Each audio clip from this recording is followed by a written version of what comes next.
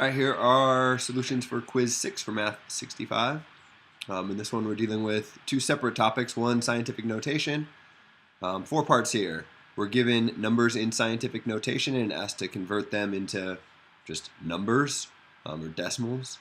And then we're given numbers or decimals and asked to convert those into scientific notation.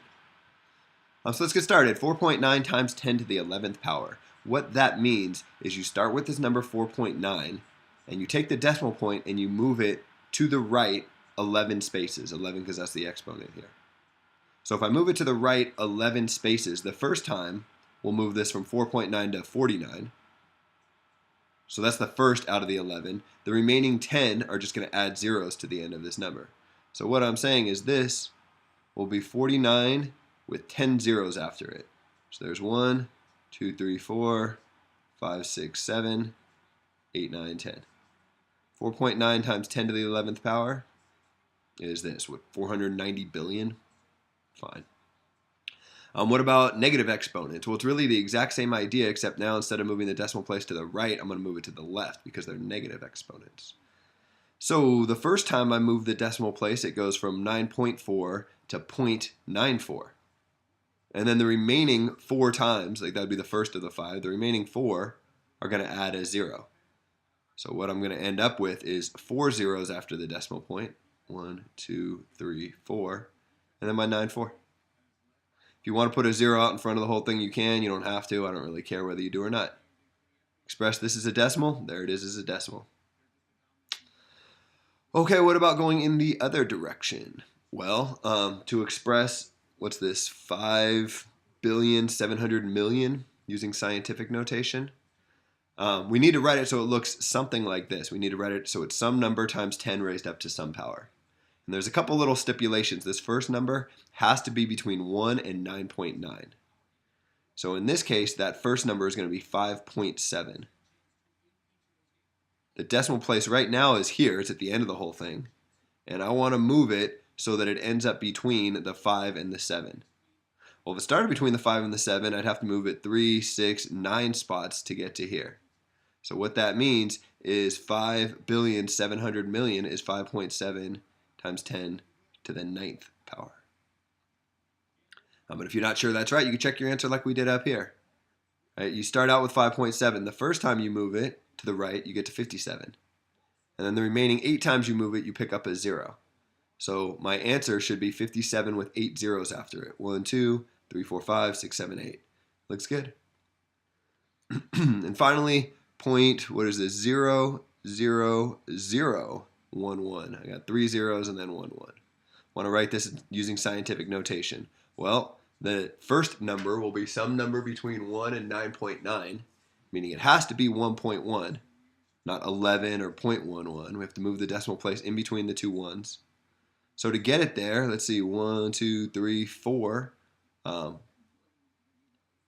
If it started at 1.1, we would have had to move it to the left by 4, move it to the left 4 times to get it to this number. So what that means is my answer is 1.1 times 10 to the negative 4th. Again, we start with 1.1, we move it to the left 1 time, we don't pick up any zeros at all. And then the remaining 3 times we move it, we pick up these 3 zeros here. So the decimal place ends up with 3 zeros to the right of it. Here's that number in scientific notation. Okay, now on a completely different topic, whole different chapter in our book, factoring by grouping. So for factoring by grouping, what you do is you look at your polynomial, and rather than look for a greatest common factor, rather than look for something that's all 4 terms have in common, you instead take the first 2 terms, so 2x to the 4th and 8x cubed, and you call that your first group. And you make your second group out of the remaining terms. And what you're going to do is, instead of looking for a greatest common factor between all 4 terms, just look for a greatest common factor between these 2 terms. They both have a 2 in common. It looks like they both have x cubed in common. And if I factor out 2x cubed from 2x to the 4th, I'm left with just x to the 1 power.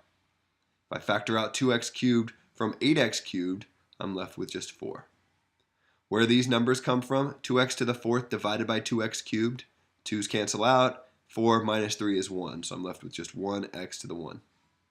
8x cubed divided by 2x cubed, 8 divided by 2 is 4, and then all three of these x's cancel out with all three of these x's. I'm left with just x plus 4.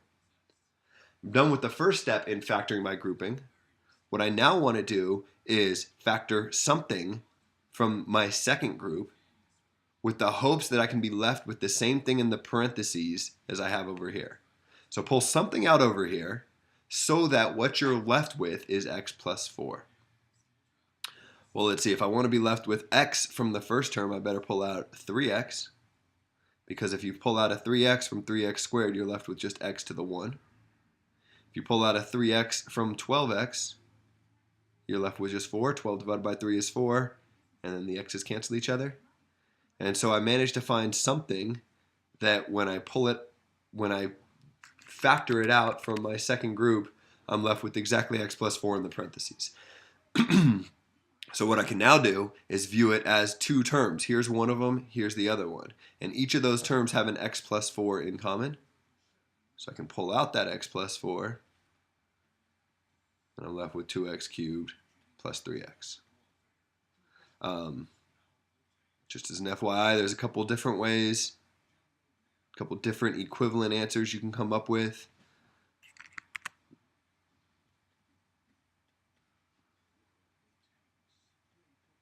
I'll write them down and then I'll talk about where they come from.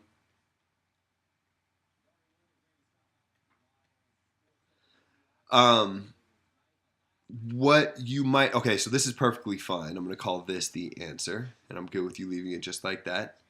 However, what you might notice is in this second term, they both have an x in common. So I could take it a step further and factor out an x from this term. That would get me here. X plus 4 times 2x squared plus 3 times x. Right? This x was factored out from 2x cubed, leaving 2x squared, and from 3x, leaving 3. So this is equivalent to this, but this multiplication is commutative. I'm multiplying three things together here. The order I multiply them doesn't make any difference. If I'd rather do x plus 4 times x first, I can do that. X plus 4 times x is this thing. So all three of these are equivalent. And there's ways to come up with these as your original answers depending on how you factor things. I think the most natural way will get you to here, so I'm going to call this the answer. But just as an FYI, these are also correct answers. All right, last one. More factoring by grouping. Same idea. Instead of looking at all four terms, just look at the first two and call that a group. What do those guys have in common? Looks like they have an x to the fourth in common. And if I factor out an x to the fourth from x to the fifth, I'm left with just x. If I factor out an x to the fourth from negative 3x to the fourth, I'm left with negative 3. So from my first group, these first two terms, I factored out x to the fourth, and I'm left with x minus 3. My goal is now to factor out something from these next two terms so that I'll be left with x minus 3. Well, let's see, I have negative 2x in this term.